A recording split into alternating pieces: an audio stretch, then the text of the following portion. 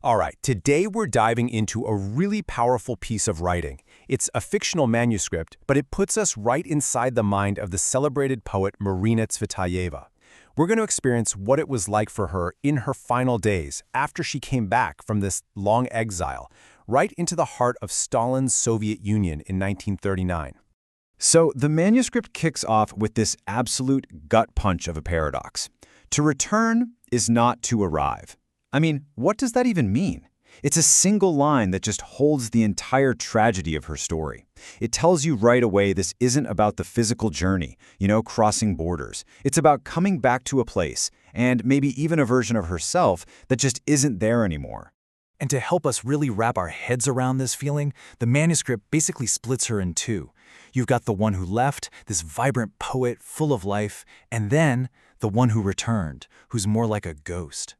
It's a powerful contrast, showing how everything she thought she knew, the city, the language, even her own memories, it's all been twisted, corrupted.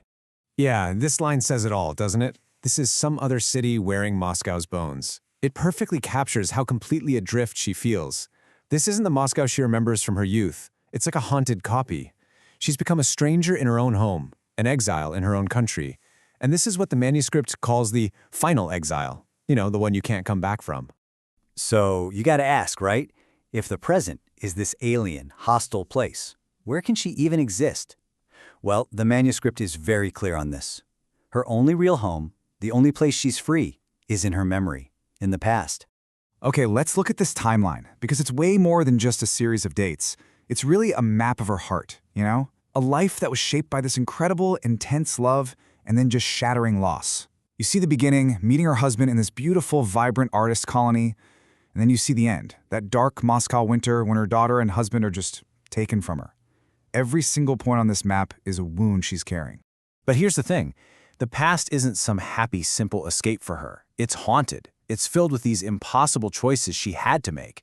Like when she was fleeing Russia, she had to leave her younger daughter, Irina, in a state orphanage. And Irina died there from starvation.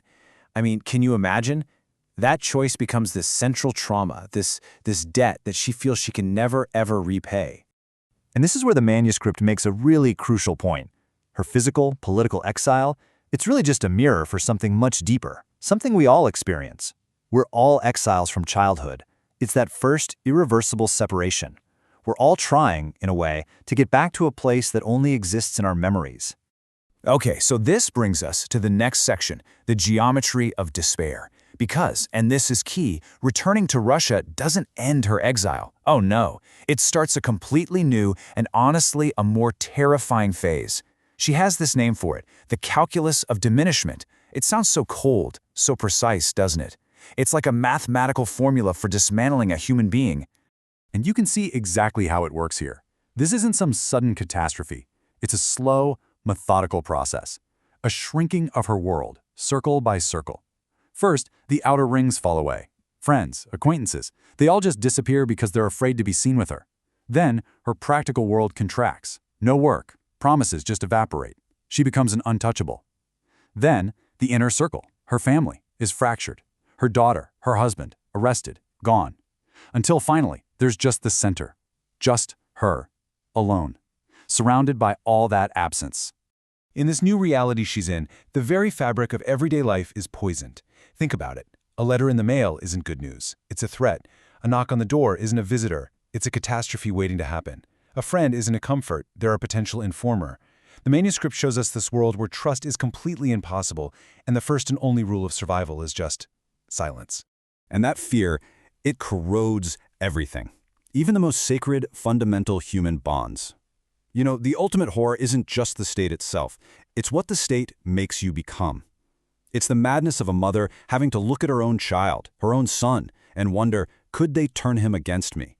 Could he be made to betray me? That's the real madness.